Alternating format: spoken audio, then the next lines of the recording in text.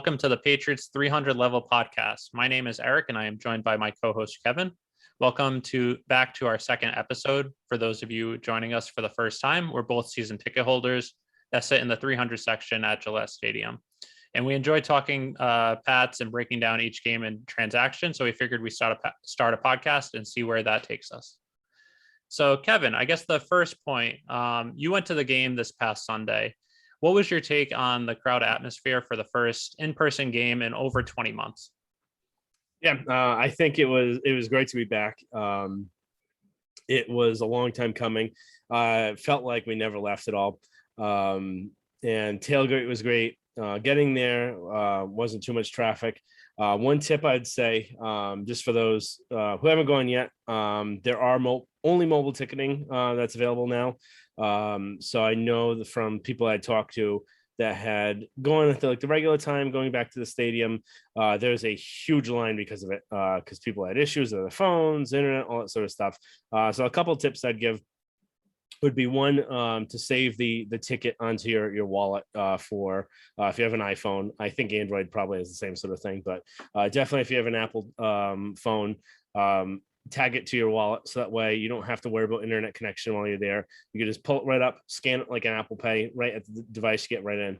That part was pretty quick, but I think you got to think the technology. You got a lot of people that may be technologically not savvy could just hold up the line with that. So we walked down about an hour and a half before the game started, just because we were worried that could be an issue. We got in pretty quickly. I'd say within 5 to 10 minutes, we're in the stadium, which is actually a little bit faster than usual. But you'd think before, if you'd go an hour and a half ahead of time, there'd be absolutely no line whatsoever. So just get down a little bit earlier than usual. So just start tailgating earlier. So that's what we did. We showed up about 11:30 to our tailgate, and then walked down about 3:00. So plenty of time for tailgating, plenty of time for to get into the stadium and watch the Patriots. Crowd was really loud. I think you get that a lot with the 4:00 game as well, just because you got a little bit more time to boost up. But it was great atmosphere. Everyone seemed to be excited. Didn't seem like there was any COVID or anything like that, so that was great. And then one little side note, which is a little funny, is that where we sit right, now right in front of the coach's box. But we were probably about six or seven rows in front of the coach's box. We got up to seats, walking up row 20. Got there and I was like, well, that's weird. This isn't row 20. We're not up against the box. So I ended up having to make a call, make sure this is right. I ended up talking to security guys. Oh no, they expanded the coaches boxes. So if anyone is in 309, 310, and you are in row 20, you are right up against the coaches box. I don't know what happened to those people that were there in the rows behind us. I hope that their seats aren't worse. They'd just be worried for them, because we're right in the 50-yard line. That if they move you to the side, I'd be kind of upset. So we just made the cutoff for that. So just a little interesting, but really fun atmosphere. I wish the game turned out a little bit better, but it was good to be back in general. So it's good. I think one of the things that you want to try and get into now would just be kind of like the high points and low points of the game. I think high points, obviously, we could tell we definitely, most likely have found the quarterback of the future. Mac Jones looks the real deal.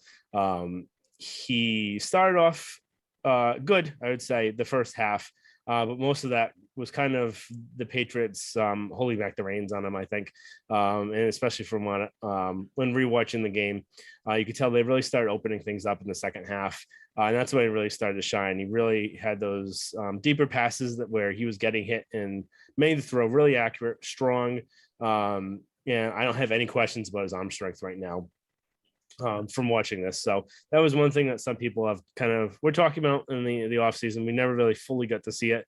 There were some throws in the preseason when he really zipped in there, but definitely seeing it again here. And there was that one pass that was on the right hash mark to the left side. Great throw, accurate, some zip on it. So I think that's probably the highest point of the game. I know we don't really like to take take positives out of losses. I feel like it's kind of a loser's mentality, but I think that it really is a positive you can take out of this game. I think the more and more Mac sees, the more and more he's going to get better. So it's just really exciting to see what he could do the rest of the season. Hopefully Josh will start unleashing him even more because I think he can handle it from what we saw. Yeah. And one last thing on that note, before I let you go, Eric, is that the Dolphins threw pretty much everything they could at him. They blitzed about 36% of the time. And he was able to handle it. There weren't a lot of ill-advised throws or anything like that. They're mix-amp coverages. They're usually a man team. They're going to kind of blitz to zone blitzes. So they really threw everything they had at him. And he looked like he could handle a lot. And if there weren't any of those turnovers, if there weren't any of those penalties, I feel like we would have put a lot more points up on the board. So obviously, I think he meets and exceeds kind of my expectations of where he was at. So that's why I just put in that. Any other high points that you could think of, Eric? Yeah, I think I guess you have to just start with Mac, like you said. I didn't really know what to expect. I was very impressed with him dating back to when he was with Bama. I remember when we were having conversations back in January, December, you were still on the train of, oh, Patriots should get Jimmy G. And I was big on the Mac train back then, seeing how good he was in college. But I was really impressed with his poise, his ability to feel blitzes in the pocket and step up. That was what probably impressed me the most, when he could feel the blitz coming from behind him, and then his ability to either step up or step to the side. It seemed like he was beyond his years. Granted, this is just one game. Sometimes some people have good games. I remember both Mark Sanchez's rookie year and then Geno Smith's rookie year. One of the New York newspapers on their front page was, Jets have finally found their franchise quarterback after a certain game. So you can't take everything out of just one game, but it is very encouraging. I do like that. I agree what you said. The first half, it didn't seem like he was doing too much. It was just like taking what the defense was giving him, which I think that was by design. And then once they opened up the reins in the second half, he just looked a lot better.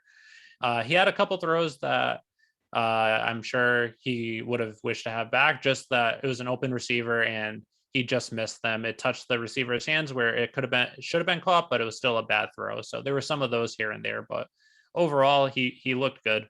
He looked very good for a rookie against a good defense, one of the best defensive minds in football, Brian Flores, and then a team that has two of the better or younger cornerbacks in the league. So those, I guess just that's my breakdown of Mac, his ability to step up. We'll see this upcoming week against the Jets, probably a more inferior opponent, but again, a good defensive mind, the former 49ers defensive coordinator. I'd say some other high points were, overall, the offense looked good. You take away those turnovers and penalties, and they were moving the ball. They had more yards than the Dolphins. They took up, I think, 15 more minutes of possession versus the Dolphins. They were moving the ball. It was just those key mistakes and key situations. I guess it's going to the low point, which is just all those penalties and turnovers negating big plays. I think two or three of Kendrick Bourne's first catches were good. It was first downs or things like that, and then big positive yards, and then they were just taken away based on penalties. Patriots 2 times fumbled the ball inside the 50-yard, I think inside the 40-yard line. Mac Jones, his first drive, they were in field goal range. Then he had the fumble where he wanted to throw it at Jonnu Smith's knees or at his feet, but he was facing backwards where it was a lateral that took them out of field goal range. So all those situations that just, in positive situations, they just had penalties or mistakes that negated what they were doing. So, which, as you know, Bill Belichick's teams are usually one of the most disciplined teams. You don't see many penalties. You don't see many turnovers. I don't expect that to continue much throughout the season. There might be 1 or 2 games here or there, but for the most part, I think that's something they'll clean up. Mm-hmm. Yeah, no, I agree. I think the biggest low point you would say would be those turnovers. And it's not something that's totally unexpected. So I know, like you said, Bill Belichick teams don't make these mistakes, don't make these turnovers. But you have to think too, 11 starters combined on defense and offense are new players this year. So it takes some time for the messaging, for the coaching to really hit down. So this really isn't a full Patriots team right now. It's a lot of players from other teams that came in here. So it does take a little bit of time. It's not like the typical Patriots where you're developing and growing your own talent from within the organization. You have maybe one to three players that are new that you have to have buy into the system. But right now there's a lot of new faces and it's going to take a little bit of time to gel. The Bucs last year, they really only added Brady, Antonio Brown, and Gronk, and it took them about halfway through the season before they gelled. So it's not something I'm terribly concerned about. I think if these are still happening week 7, week 8, then I'll be a little bit more concerned. But it does take time for that coaching to set in. And also you gotta think the first 4 weeks are basically an extension of the preseason. Belichick's done that for at least the last 6 to 8 years. So because of that, there is going to be more sloppy play. And this wasn't the only game in the league where sloppy play was happening. Look around the league, most of the games, there's a lot of mistakes that are happening. They just don't get the reps that they do in training camp anymore, like they used to in the hits and the pads. So all these little mistakes, holdings, penalties, fumbles, the more the season goes on, I feel pretty confident to say they should decrease over time with that. It just takes time for all the new players to get acclimated and also just be acclimated to the season itself. So I really expect to see something within week 4, week 5 to really see that change. And hopefully it does change. So if it doesn't, then we're going to have a big issue. So I'm not too concerned yet. I think the other just low point would just be injury in general. So injury to Trent Brown and first of all, he was the biggest injury because there was a extremely noticeable difference in the line play from when he was out there and when Justin Haran was out there. He was horrible.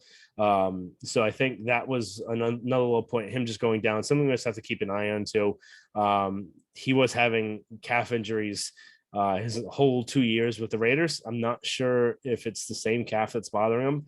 Hopefully it's not, and it's just something different that will go away just from being kind of the big boy that he is. But we'll have to see, and just hopefully it's not something that lingers throughout the season because he really would have been a very big impact player for them. And then Hightower as well. Getting hurt at the end of the game is something we have to watch out for the rest of the season or even just next game. So he wasn't looking great throughout the whole game, and it could have been due to that injury, but hopefully it's not something that slows him down for the rest of the season. So just those turnovers, penalties, I would say were the biggest low points, something that's not the typical Patriots, but I do expect those to improve over time. Yeah. I'd say one more high point that I had was just the Patriots skill players on offense. The wide receivers and tight ends, they pretty much, we know how bad the wide receivers and tight ends have been the last 2 years. And I don't know if it was more Mac Jones as quarterback or them having new players in those positions, but they looked a lot better. Tight end position had some production with 8 catches in one game, which last year tight ends had, I believe, 17 or 18 catches, the year before 39. So you almost halved your production from last year. I feel like the tight end position, Jonnu and Hunter, I was expecting actually a little more production. I wish that they utilized them a little more just because of the potential matchup that they have, especially considering Dolphins' 2 best players on defense are pretty much their 2 cornerbacks. Yeah. I'd say one of the low points, though, is the Patriots' pass coverage. It seemed like even though Tua, it seemed we both agree Tua is not a good quarterback, or we don't think as of now, but he made some throws that it was just 1-2 step drop, and then it was a slant where the Patriots couldn't cover. There were a few where the receiver was wide open, but he just had a terrible throw, which if it was against a better cornerback, that could have hurt the Patriots more. And then there were the 2 times where he flexed the running back out to coverage, and he saw his man coverage versus Juwan and Bentley. And then both times were just a complete mismatch. The first one was a completion. The second one, wide open, but just a horrendous throw. So that's just something to keep in mind considering Gilmore's out the next 5 games. And I know this is one of the worries that you had going into the season was the cornerback play and just without Gilmore. Yeah, no, I think just to harp on that cornerback play, with just some of the decisions that they made, would in the kind of the style play that they're choosing, they played off the ball a lot, and that made them really susceptible to those RPOs that Tua was making. He had that quick 2 steps, check to see where the cornerback's hips were, if they were out facing playing towards the run, he would throw it to the receiver. If he was playing towards the receiver, they would run the ball. So those RPOs really killed them. They did nothing to change that up at all throughout the game, which is really surprising. But you'd have to think something like this kind of happened with the Wildcat years ago with the Dolphins. Next game that they played them, they had a game plan for it. So hopefully it's something that they have. So that way, if other teams try and run a lot of RPOs against them, they'll have a solution in place. That kind of just brings me to who they utilized and when they utilized. Joanne Williams, he looked like trash. So I'm not really too upset that they didn't use him that much. But the way that they utilized Mills and Jones. So Jones is one of the best slot corners in the league. But a lot of the times they were running out 12 personnel. So 2 tight ends, one running back, and 2 wide receivers. And they had Waddle out there, and they had Parker out there.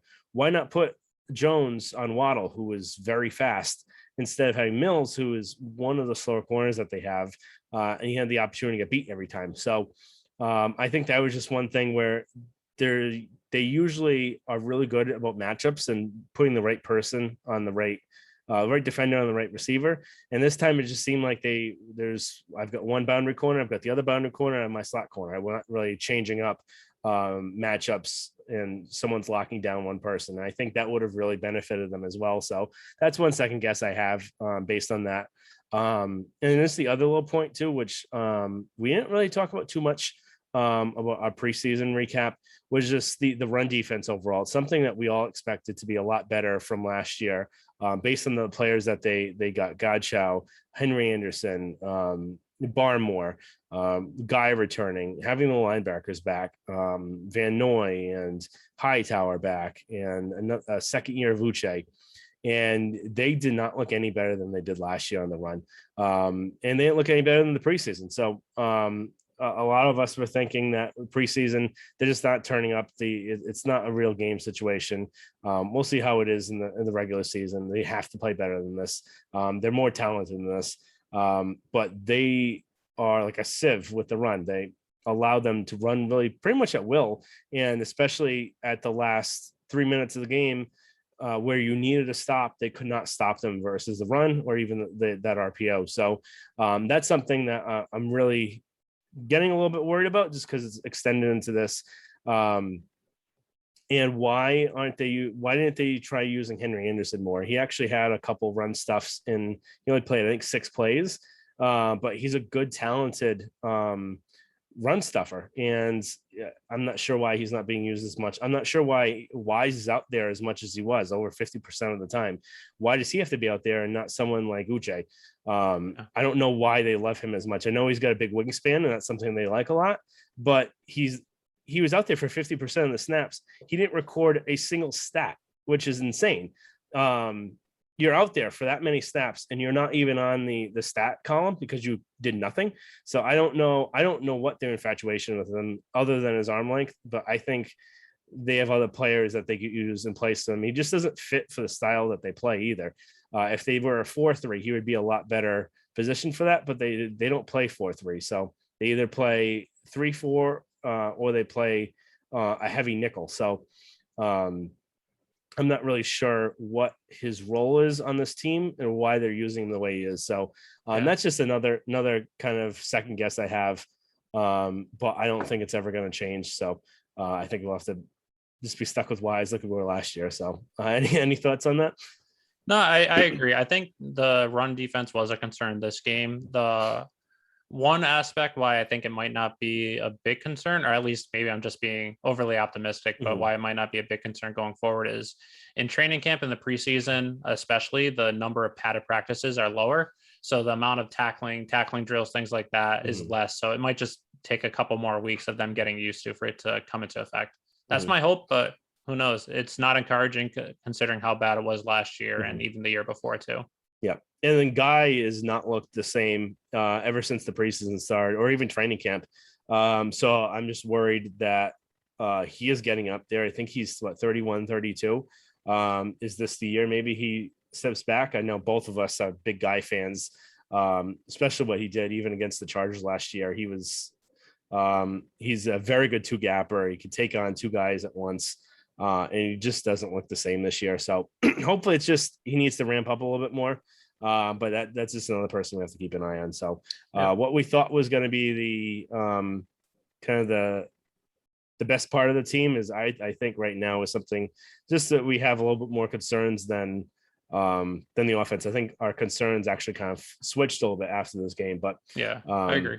More to see. But the other thing too, the other benefit I don't think I mentioned before about the offense is they did all of that versus a very talented Dolphins team. I think it's something you alluded to. They have two great corners.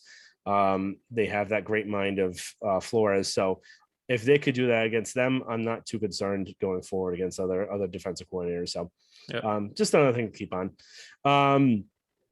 Going on to Damian Harris. So he basically cost them the game with that fumble on the 9-yard line. So any thoughts on that? One thought that I had going into it, I know we were talking about this up before we started recording this. And it's not something I don't think you noticed at first, but Harris actually tapped out, I think 2 plays beforehand. He was gassed. He was taking the bulk of the carries ever since Stevenson fumbled and he wasn't allowed back in the game. So Harris had the majority of the carries and then White had a few. But once Harris tapped himself out, Bolden had actually a nice 5-yard run. And then right afterwards, Harris went back in and that's when the fumble happened. So it could have happened from either poor technique or it could have happened from just exhaustion where more mistakes just happen. There was nothing really I saw on tape, but there weren't great replays or anything he could have really done differently. Maybe used 2 hands on the ball. But he had it. It could have just been a good play too. So a good play combined with exhaustion. I'm not sure if you have any other thoughts on what happened, what led up to that kind of situation. Not much. I mean, I think for him, the way he performed last year and going into the season, he was performing as a number 1 back. So I think the number of carries he had wasn't too much of a concern. I feel that I remember what you were saying where he tapped himself out. At the time, I thought he might have nicked himself or it might have been an injury, but it might have just been that he was exhausted too. So that's something I'm not sure of, but I feel like the Stevenson fumble earlier in the game probably hurt because they had to rely more on Harris than they were expecting. But I'd say one of the things I was more not really concerned or disappointed with, but just was hoping would be better was their run game. Harris ran for 100 yards. They put up some run yard numbers, but I was actually expecting to be a little better considering how well their running has been this preseason and even dating back to last season. So that's just one thing that I think it'll get better as the year goes on, especially if they utilize Taylor in addition to Stevenson and Harris. And I think this is where too the Michelle trade might kind of bite them in the ass. So they traded him for what? A 4th and a 6th. 4th and a 6th, where you're gonna think after he leaves this year, if he left this year, they would probably get a 4th or a 5th compensatory pick. Maybe a 5th. Maybe a 5th. So was it really worth trading him for those? But I also think you could get a lot of the same production out of really anyone else. So I think both of us don't really value the running back as much as some teams do. But I think Bolden gives them pretty comparable to what Sony could do. And I think they could have just used him a little bit more just to spell Harris a little bit. You're paying him all this money. He's taking up a roster spot. He can't just be here for special teams. You can't have 6 or 7 guys devoted only for special teams on this team when they take up about 4% of your snaps. So I think using Bolden a little bit more just to spell Harris, if you're not going to trust Stevenson, would have been a little bit better there. Yeah. He's not a bad back. He's pretty decent. He's kind of like a Ben Jarvis, Green Ellis sort of back. So he's not anything overly flashy, but he gets the job done. He gets yards. He's a tough runner. Doesn't make many mistakes. So I think either the next game, either utilizing him a little bit more or just utilizing someone else or trusting Stevenson. You have him on the team. You traded Michelle for a reason. You either have to live with the mistakes or turn to someone else. You can't just put it all in Harris. Yeah. I agree. All right. So going into that, the next thing I'd like to get into is just our 3 up, 3 down. You can go first if you'd like, and then I'll give you. We can go alternate one versus the other. Okay, I'll go with my 3 up first. I'd say my 3 up has to be the obvious choice for this game was Mac Jones. How impressive he was against a very good defense. I was expecting to have a pretty decent game, but even I had optimistic viewpoints of what I was expecting, but he even outperformed that. So you have to just start with Mac Jones. I'd say my number 2 was Nick Folk, surprisingly. He pretty much has, ever since he's come here 2.5 years ago, he's just hit almost every single kick. I know his first year, some of his missed kicks were 50 plus yards or a couple kicks in the rain and torrential rain against the Cowboys. Last year, he missed a couple of his first 2 kicks, which were long. And then after that, he made almost all of his kicks. So he's been someone that you can rely upon.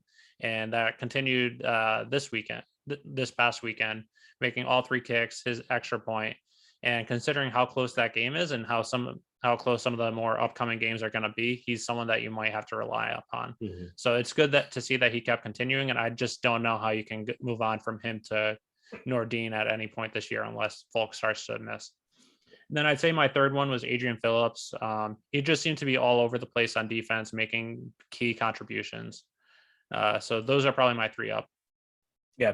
Now I think what I was thinking after this game, I think you might see the Foxborough flu a little bit for Nordine, especially since the IR spot right now is only 3 weeks. So you could put him on there after the 2 weeks are up for Folk. And then just see how it goes the rest of the year. Folk does have those back injuries that start up every once in a while. So God forbid anything happens, you could activate Nordine. And that way you could save a roster spot that way too. I think my 3 up were really similar. I think Mac Jones obviously was my number 1. That was a really easy one. He in the first half of the game, he was just good. The second half of the game, he was spectacular. He did everything that you wanted him to do. He got better as the game went on. He handled the pressure really well. And I think the thing I'd like to see from just going forward for the next games would be kind of maybe taking a little bit more. There were a few throws where he checked down, but he actually had some players over the top. But that was also due to the blitz too. So that was actually kind of the scheme of the Dolphins, just working against that, where blitzing, you are supposed to take the easier throw, get it out quickly, not get hit. So not anything I'm too against him on, but just something I'd like to see him improve, get a little bit more chunk plays out of that. Second player would be David Andrews. I think he completely controlled the middle of the line. He was dominant, helped with the run, helped with the pass. He really controlled the line. And it was one of the best linemen of the day for Mac. And then third would be Nelson Aguilar. He had 3 really tough catches. He had his touchdown catch. He really impressed me, especially since the preseason. We didn't really see much out of him. Expectations were, we weren't really sure what we are going to get out of him. Were we going to get last year's Aguilar, or were we going to get the Aguilar with the Eagles, where it drops everything? So I was really impressed with that. I think having him opposite Myers and Bourne is going to be really helpful. I think he's one of the receivers that we were kind of really missing last year and the year before. Someone with a little bit of speed, a little bit of hands as well, have that kind of knack for the play. So I'm really excited just to see what he could do the rest of the year. He's got a lot of explosiveness that we haven't had in a while. So should be interesting to see. I think I can go. Any comments on that, or I can go right into my. No, I agree with everything you said. All right. So I think 3 down. Number 1, I think I talked a little bit about Justin Hahn. He was awful. He was terrible. He could very well be inactive next game. Kajus was actually really doing really well this preseason, so I could definitely see him being active instead of Haran, and either going with him or they could go with the other lineman that was in there, Durant, who I never even heard of before this game.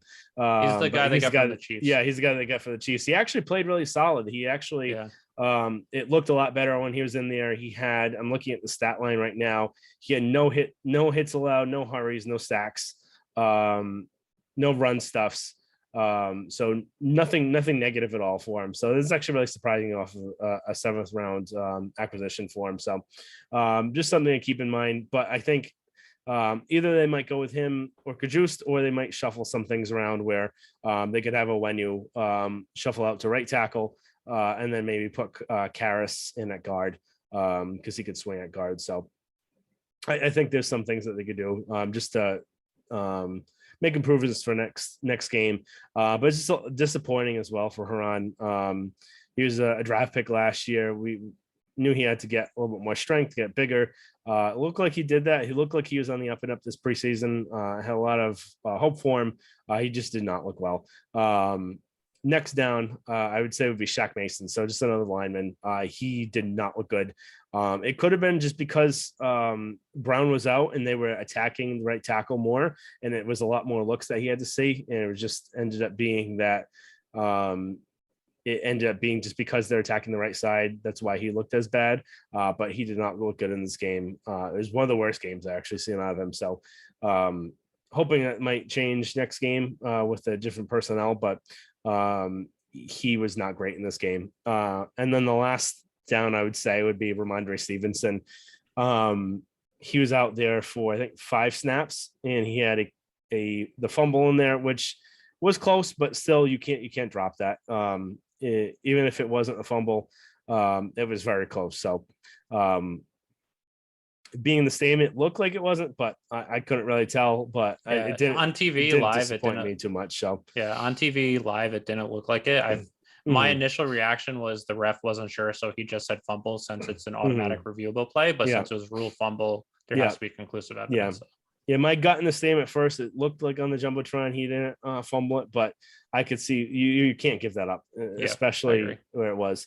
And then he was completely blown up on a block where luckily they had the roughing the passer penalty, but he was knocked back like 5 yards. So he did not look great in that. So they really need him to get around quickly just because they don't have Michelle anymore. So they need to rely on him. That's why they got rid of Michelle. They had confidence in Stevenson. So he's got to kind of turn the foot on this. One note that on Stevenson where possibly I need to just look at the tape a little bit more, but Game Pass has been horrible. We don't have access to the L22s yet. So it's hard to tell on the TV camera. But it looks like Stevenson was actually expecting Johnson to hit that player. So it looked like he was actually more surprised, and that's how he got blown up, but he was really flung on his ass. So that's just something to look into a little bit more. And then the fumble, you just can't do that. So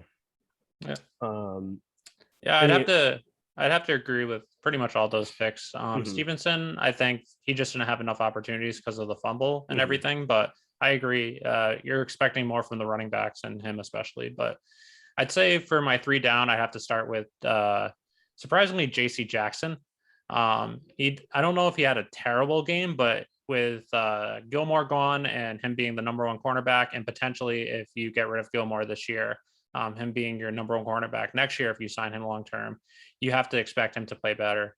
He was targeted 7 times, allowed 4 catches, 68 yards. And there was one that I believe was overthrown where he was the receiver was open, but Tua just missed him. So expecting more from a number 1 cornerback, especially the next 5 games with him being out, going up against the Saints offense, the Cowboys offense, and the Buccaneers offense. Against the Jets this upcoming week might not be as much of an issue, but some of the 3 of the last 4 remaining games before, or 3 of the last 4 remaining games before Gilmore comes back. Justin Haran, as you said, was terrible. He was one of my other second down. I don't know if I have to go much more into detail because you covered it pretty well. And then I'd say my third is just Patriots second running back. we covered this a little bit, but like you said, Stevenson didn't get much opportunities, and when he was in there, he didn't look great. Them not using or them inactivating JJ Taylor, he could have been another. If they activated him, he could have been just that other running back that they used. All Damian Harris, Stevenson, JJ Taylor, and James White. All four of them are four completely different running backs. Stevenson is more of like a LeGarrette Blount. Damian Harris is up the middle and just keeps going. He can also do a little outside. JJ Taylor is more like a Damian Lewis, Danny Woodhead type of player. So, and then James White is your good receiving running back out of the backfield. But second running back running the ball, I was expecting the Patriots to run a lot this game and get a lot of yards, and they got yards, but just not as much as I was expecting. And then some of the games coming forward, if you're able to run the ball a lot, that will take some pressure off Mac Jones, and then that can open up the play action pass as well. Yeah, no, I completely kind of agree with those picks. JC Jackson, I don't know if I put completely in the down. I'd probably put Mills more ahead of him, but I understand saying he's got to really step up, take over the role. I think a lot of it was just scheme though too, how they were playing him. Yeah, not having him play press. I think a lot of that too was just them worried about Mills getting beat, so that's why they had them playing, both of them playing off. So that way it was kind of similar play style, but more to be seen with that. Yep. Hopefully when Gilmore comes back, it will look a lot better. But we'll see. I think we kind of talked about improvements that are needed already. Any other overall takes of the game before we move on to our next segment?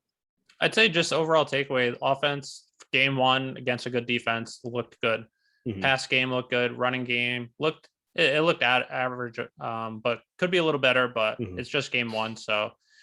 Like you said, we were expecting the defense to lead this team and the offense to be manageable, at least through game one. It looks like it might be the other way around, but should just see the next few games how it looks.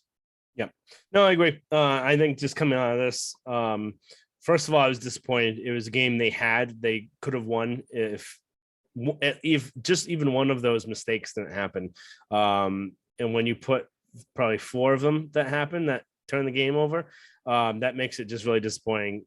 Knowing that they could have won, especially to an inferior team and inferior quarterback. Jones was definitely the better quarterback. Yeah, that game. So it helps that the Bills and the Jets lost, but the Dolphins they won 10 or 11 games last year. 10 games last year. They're gonna probably still be around unless because Fitzmagic kind of helped them a little bit towards that. Maybe they might not win as many, but they've got a really good defense. So as long as they can score some points and they have really good wide receivers, they're going to probably be around there. So just losing to the Dolphins does hurt. It's just really disappointing because they had the game. So I think that's just my overall take of the game. Number one, just really disappointed in how it ended. It wasn't from a lack of talent. It was a lack of execution. And then I would say just knowing that where Jones is, I'm just excited to see how the rest of the season will go, and just see if McDaniels will start unleashing him even more and more.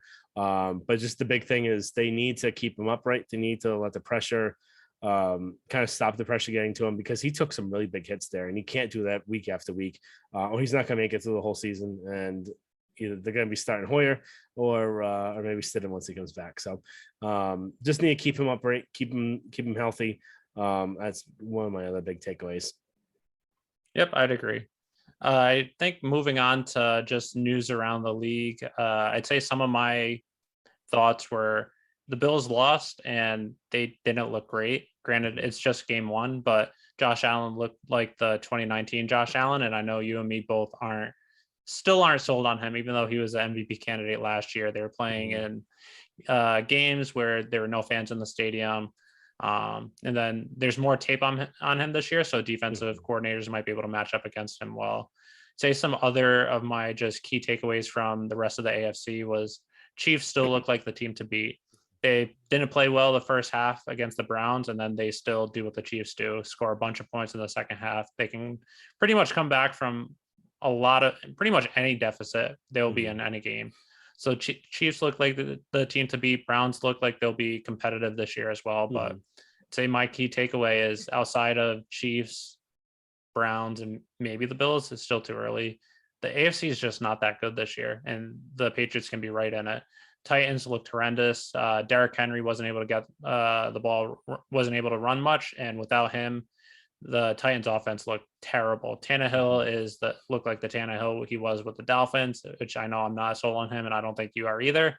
So Titans really don't scare me. Steelers, they look good against the Bills, but we'll see how Big Ben does as the season goes on if he starts to wear down like he did last year. But those were just my main takeaways from the rest of the AFC is Chiefs look like the team to beat, and outside of that, anything is wide open. Yeah, no, I agree completely. And I think we just saw another instance as well with the Ravens where Lamar Jackson just has never took that second step. He's not a thrower. Everyone knows it. So it's getting a little bit easier to defend him. If you keep him kind of in that phone booth that the Patriots did last year, that's the way to kind of beat him. So I think the book's out really on Jackson until he learns how to throw, which it's really difficult to do at this level. I don't think we're going to really seeing much more out of him.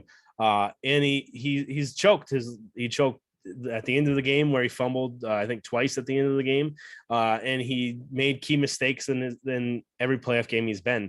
So I think that's just another kind of thing that kind of came out of this week too. It just helped solidify the fact that I'm more convinced even now LeBron Jackson's not a perennial franchise quarterback.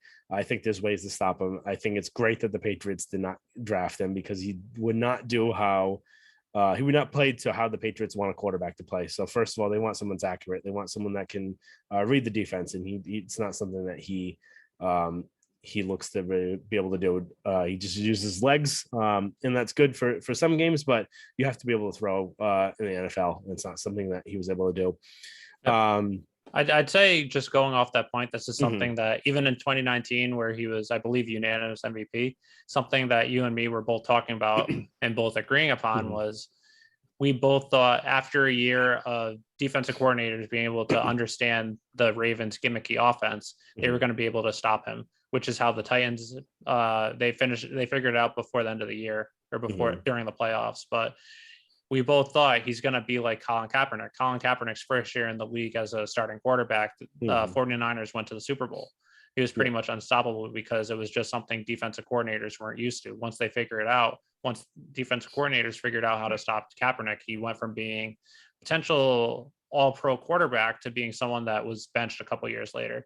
I think the same thing's going to happen to Lamar Jackson. I just hope, in my selfish Patriots fan position, I hope that the Ravens sign him long-term sooner rather than later before they figure it out too. Yeah. And I know they're in discussions for that long-term contract right now. So I'm hoping optimistically that it gets done soon. And then the Ravens are kind of screwed going forward.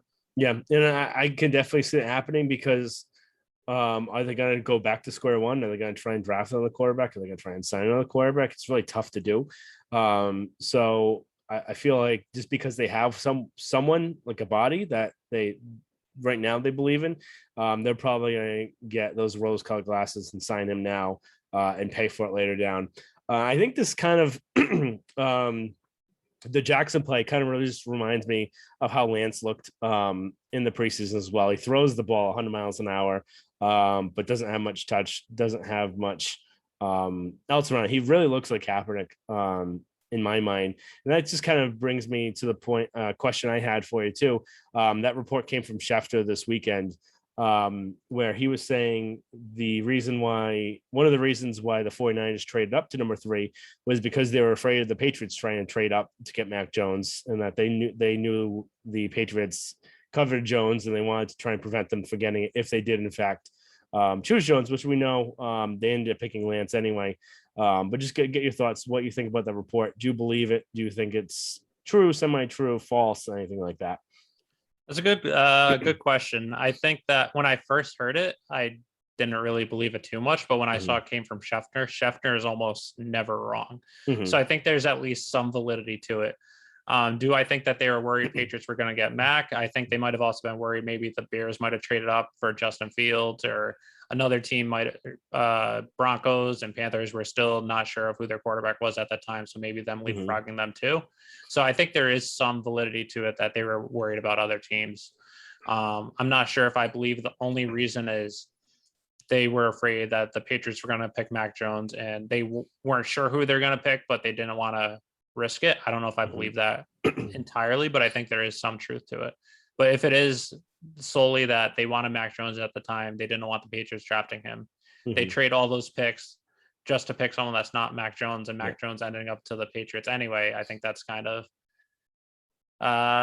beneficial for the Patriots, but that kind of shows how they're running that organization. I don't think that's really good for them going forward. Yeah, no, when the news came out, I did actually believe it right ahead just because it came from Schefter. I was thinking the same thing as you did, and the fact that it kind of made more of the pieces come into play that we were hearing throughout the offseason about everything. We knew initially everyone saying that Mac Jones was initially Kyle Shanahan's quarterback, and more has even come out since then. I know Greg Bedard and Mike Lombardi separately both had reports saying that Shanahan and his father, who he still confides in a lot right now, both picked Jones as the quarterback that they thought would be the best quarterback for the future in the draft. And it was really Lynch and the ownership that really pushed for Lance and pushed Shanahan to change his mind. So I think one of that really kind of makes sense because especially at that point, Shanahan identified Jones as the quarterback he wanted and thought he could evaluate the other two as well. But knew at least there were three quarterbacks they believed in, possibly 4 or 5. So that just made a little bit of sense. Them knowing that the Patriots were interested in the same quarterback as them, they didn't want to lose him to have the chance of getting him before evaluating everyone else. I think that does make sense. And I think it does just kind of, it should be interesting in the next couple of years. So if things don't work out with Lance, what's going to end up happening there? This could probably going to be a huge blame game. Is it going to be Lynch that's going to be blamed? Is it going to be Shanahan? I'm not sure really how you feel on this end, but I'm not a big believer in Shanahan as a lot of others are. Everyone knows him as an offensive genius, but his teams, the Falcons collapsed in the Super Bowl, the 49ers collapsed in the Super Bowl. And everything he said right now about Jimmy G in the public, it's just not the way a coach should be talking about his players and about his team. It's not something that really leads your quarterback to try and give you everything. I think it's something that would really piss off Jimmy. It's something I don't know why he even wants to play for this team, for this coach, where he's treated him like someone he just doesn't want it all. He's listed 6 or 7 quarterbacks this offseason he would rather have than Jimmy. How would you end up wanting to play for a man that just doesn't want you and has said willingly, there's a lot of other guys out there I want instead of you? So some quarterbacks could use that as motivation and try and win just to spite them. But it's something I don't know how Jimmy really feels on the end of it. I'm a very big Jimmy lover. So it does get me a little upset the way that Shanahan kind of treats him. But coming from where Jimmy was, I think I'd be also upset just the way that Shanahan's kind of talked about. It's not something you should be talking about to the press. If you want to have those conversations in-house with your own staff, that's fine. But I think you keep that out of the papers, out of the reports, that sort of stuff. Yep, I agree completely. Yeah. I'd say next, just going into the Jets game, what are your overall thoughts of just some areas of opportunity where they can play well and just some areas of concern or key matchups that you're looking into? Yeah, I think a lot of the areas of opportunity is that this style of defense is the type of defense that the Patriots have done well against. You think last year against the Seahawks, it's that kind of Seattle cover 3 zone defense that's used. It's primarily what their coach uses. I think was Scalia or whatever his name is. I'm not sure on the pronunciation. Whatever his name is, the coach that came from the 49ers, his type of defense play there. The type of defense he came into the league, he plays that cover 3 zone, that Seattle type of defense. And it's something that the Patriots really match up well against. They killed Seattle with it last year. It's something that they really know how to attack with their their offensive play calling. So I think that's one big area opportunity. It's a lot different than the style of defense they played last week. I think it's something that they could really hit on. The other areas of opportunity would just be the fact that we're facing a rookie quarterback, and we all know how Belichick does against rookie quarterbacks in the league. From the time he was with New England, he's 20-6 against rookie quarterbacks. 21-6. 21-6. And he, other than before last season, which I kind of really throw down the toilet, just the way how bad that team was. They hadn't lost a regular season game to a rookie quarterback since 2012. So it's been almost 10 years before that. So and that was Russell Wilson, correct? Yeah, there's Russell Wilson. And then there was a few areas between a few times before that as well. There was that kind of time period where the Patriots were kind of in that transition period from that 2007 team to that 2014 team. So there's that kind of building transition period to get them better. So that's where they lost a couple of those games. There was the Browns and Sanchez and all that sort of stuff. So that's just one area I think also I got a lot of confidence in. And I think they could really confuse him by throwing a lot at him. Something that they did I think it was Sam Darnold last year as well as the Jets, where he felt he was seeing ghosts. So that was 2 years ago with Darnold. Oh yeah, 2 years ago. So I think if they could try and mix up and mix some matchups, have the kind of that amoeba defense, if they can hold the run this time, get them to third and mid to long, they can have that amoeba defense, have people coming from which and every direction, drop people back, blitz other people. So I think that could be a way that they can kind of get to them. Just based on it being the Jets and based on kind of those style matchups, I think that the Patriots should have this one here. And I know I was wrong last week, but I feel a lot better about this game going forward. How about you? Yeah, I'd agree. Going up against a rookie quarterback last year, Justin Herbert was excellent. I think he was rookie of the year. And then when the Patriots played the Chargers, they just absolutely destroyed him. He just didn't look like himself. Chargers didn't even score a single point. So Belichick's great against rookie quarterbacks. And another thing that's going to help favor them is the Jets. I don't think they're that talented. They don't have much talent on offense. Their second leading receiver this past week was Braxton Berrios, the Patriots' former 7th round pick like 5-6 years ago. Their running backs aren't really that great. So I don't think, at least on offense, there's much that the Jets can do. Wilson seemed talented last year, but also I'm not fully sold on him yet, especially going to the Jets organization. We know what happens to all those quarterbacks. So I think we'll see how Mac Jones does another week where against a good defensive mind, supposedly, whatever the Jets head coach is. He was a great defensive coordinator with the 49ers. We saw how the 49ers defense held the Patriots last year when we played them. Granted, we were a worse team, but so that should be interesting to see how Mac Jones does against another defensive mind after having some NFL tape on him. I'm hoping to see how the run defense holds up against the Jets, but also how the Patriots receivers are against just another defense. Aguilar had a good game. I was actually hoping to see a little more of Bourne. It didn't seem like he was on the field that much. And when he was, it seemed like he was making some key production. Granted, a lot of them might have been negated in the stats because of other penalties going on at the same time. But I think the Patriots offense matches up well against the Jets defense. And then also our defense matches up well against their offense. I just don't think the Jets are that talented this year. Outside of maybe some of their running backs. Not running backs, some of their linebackers. So we'll see. I think overall, Patriots win. I'd say somewhere in 31-10, maybe even 38-13, something along that line. That's my prediction. But okay, yeah, it's something similar to what I was thinking. 31-17 is what I was saying, just because they may score a little bit near the end. And I really still don't trust this run defense. So kind of giving some credit to the Jets. They might be able to take advantage of that. So 31-17, I feel, is a good score. So based on that, betting line right now, Patriots on the Barstool Sportsbook are favored at -5.5. So I would definitely take them there. And then the over right now, 42.5. Based on 31-17, I would take the over there. What you were saying, 38-13. So I think that would be the same sort of thing too. Yeah. I think you would be betting over there as well. Yeah. I think it would be right around that over 42.5. If it's like 31-10, it just misses it. But yeah, 34-10, 31-13, something like that, it's right around there. All right. Yeah. And remember, everyone, we're not betting experts. So don't go crying to us if your bet is wrong because of us. So other than that, I don't think I have really much to add on the Jets or Patriots